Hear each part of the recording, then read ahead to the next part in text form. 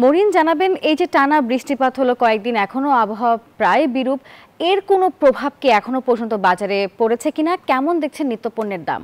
সকাল থেকে রয়েছে কারণ বাজারে এবং নিত্যপণ্যের দামের প্রভাব কিন্তু বাজারে অনেকটাই পড়েছে। আপনাকে যদি একটু বাজার দর জানাতে চাই, সেই জায়গা থেকে প্রত্যেকটি সবজির দামে কিন্তু প্রতি কেজিতে 10 থেকে 20 টাকা বেড়েছে।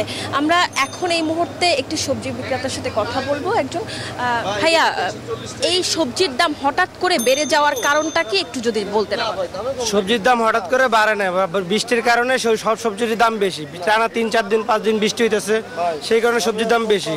গেছে সপ্তাহ থেকে এই সপ্তাহে কেজি 10 থেকে 20 টাকা 30 টাকা বেশি হয়েছে। যেমন শসা গেছে সপ্তাহে ছিল 50-60 টাকা, এই সপ্তাহে 100 টাকা। বেগুন ছিল 70-60 টাকা, এই সপ্তাহে 80-90 টাকা 100 টাকা। সব সবজিরই দাম বেশি, বিশেষ করে কাঁচা মরিচের দামটা আরও বেশি। কাঁচা মরিচটার দাম 200 টাকা কেজি উপরে চলতেছে, কারণ বৃষ্টি বর্ষার কারণে কাঁচা মরিচের দাম বেশি থাকে সবসময়। ধন্যবাদ ভাইয়া। আপনাদেরকে দেখাচ্ছিলাম যে আসলে কি কারণে সবজির দাম বেড়েছে এবং আমরা কিন্তু বাজার ঘুরে তাই দেখছিলাম যে প্রত্যেকটি দোকানে, এখানে যেই সারিবদ্ধ দোকানগুলো আছে প্রত্যেকটি দোকানে সবজির দাম অনেকটাই বাড়তে এবং প্রত্যেক কেজির সবজিতে কিন্তু 20 থেকে 30 টাকা পর্যন্ত বেড়েছে। এখান থেকে এই ছিল সর্বশেষ। আমাদের আরেক সহকর্মী আছেন চট্টগ্রামে, নয়ন বড়ুয়া জয়, তার কাছ থেকে জানবো সেখানকার বাজার পরিস্থিতি।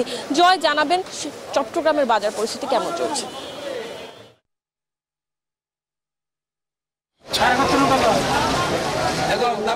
ধন্যবাদ মো আপনাকে। আপনি যেমনটা বাজারের খবর জানিয়েছেন ঢাকার বাজারে, তেমনিভাবে আমি আছি ইলিশের খবর জানাতে। আমরা ফিশারিঘাট বাজারে এসেছি, দেশের সবচেয়ে বড় মৎস্য অবতরণ কেন্দ্র। সেখানে এসেছি ইলিশ আমরা দেখতে পাচ্ছি। আবহাওয়া একটু খারাপ হলেও সাগর কিছুটা উত্তাল, তবুও কিন্তু আমরা ফিশারিঘাট বাজারে, যেহেতু আজকে ছুটির দিন, সেখানে এসেছি। সেখানে ইলিশ দেখা যাচ্ছে, কিন্তু সাইজ যেমন দামও কিন্তু তেমন করে হাঁকছেন যারা বিক্রেতারা। তারা বলছেন যেভাবে ইলিশ পাওয়ার কথা রয়েছে, যেহেতু বড় মৌসুম এখন, সেইভাবে ইলিশ পাচ্ছে না। এই কারণে সরবরাহের ঘাটতি আছে, তার কারণে দামটা অনেক বেশি। আমরা একটু কথা বলতে চাচ্ছি, ইলিশের দাম কেমন?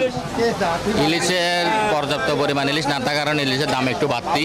সাগরের আবহাওয়া খারাপ বিদায় সাগরের রোলিং একটু বেশি, সে কারণে জেলেরা মাছ কম পাচ্ছে, তাই মাছের দাম একটু বাড়তি।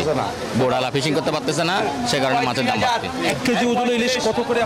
1 কেজির উপর ইলিশ মাছ বিক্রি করছে 18,000 টাকার উপরে, 1800, 1900, 2000 এরকম করে বিক্রি করতেছি। এখানে আমরা পাইকারি বিক্রি করতেছি। ওগুলা 1200-1300, 2 কেজি 1.5 কেজি ওগুলাতে 2500, 3000, 3200 এরকম বিক্রি করতেছি। ইলিশের দামটা কেন কমছে না? ইলিশের দাম কমছে না, ওই সাগরের আবহাওয়া খারাপ, পর্যাপ্ত পরিমাণে ইলিশ পাচ্ছে না, বোর্ডে ফিশিং করতে পারছে না, সে কারণে মাছের দাম বাড়ছে। এই ছিল আমার এখানকার সর্বশেষ। ফিরে যাচ্ছে আমার সহকর্মী, অপেক্ষা করছে বরিশালের মিরনের কাছে। জয়, আপনি যেমনটা জানাচ্ছিলেন চট্টগ্রামে মাছের বাজারের খবর। আমি আছি এই মুহূর্তে বরিশালের কাঁচা বাজার এবং মাছের বাজারে আমরা খোঁজ নিয়েছি। সব মিলে আপনি যেমনটা বলেছেন যে মাছের বাজার যেমন চড়া, বিশেষ করে ইলিশ মাছের যেভাবে ইলিশ মাছ পাওয়ার কথা সেরকম কিন্তু ইলিশ মাছ পাওয়া যাচ্ছে না, ফলে মাছের বাজারও চড়া এবং একই সঙ্গে কিন্তু সবজির বাজারও চড়া। যেহেতু আমরা সবজি বাজারে যারা বিক্রেতা তাদের সঙ্গে কথা বলেছিলাম, তারা যেমনটা বলেছেন যে টানা বৃষ্টির কারণে কিন্তু সবজির বাজারে চড়া আছে। বিশেষ করে কাঁচামরিচের দাম গত বা পরশু দিনও কিন্তু 400 টাকা ছিল, তারপরে 300 টাকা হয়েছে। আজকে কাঁচামরিচ বিক্রি হচ্ছে 200 টাকায়।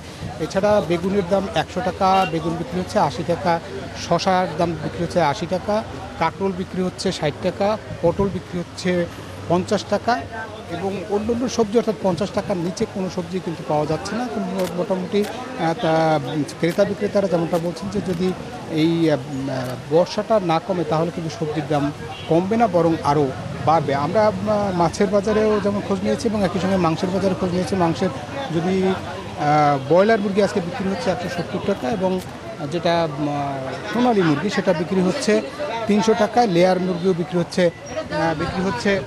300 টাকায়। এছাড়া যদি আমরা বলি যে মাছের বাজার একটু খুবই চড়া, সেখানে কিন্তু সাধারণ মানুষ কিন্তু ক্রেতারা মাছের বাজারে মাছ কিনতে পারছেন না, এমনটাই দেখছি আমরা আজকের বাজারে। এই ছিল বরিশাল থেকে আমার কাছে নিত্যপণ্যের বাজারের সবশেষ তথ্য। ফিরছি স্টুডিওতে। নাফিসা, মিরন, জয় এবং মৌ, আপনাদেরকে ধন্যবাদ। বান্ডেল থাকলে প্রতি সেনমানিতে টাকা বাঁচবে। বিকাশ সেনমানি বান্ডেল কিনে জিতুন প্রতি লেনদেনে।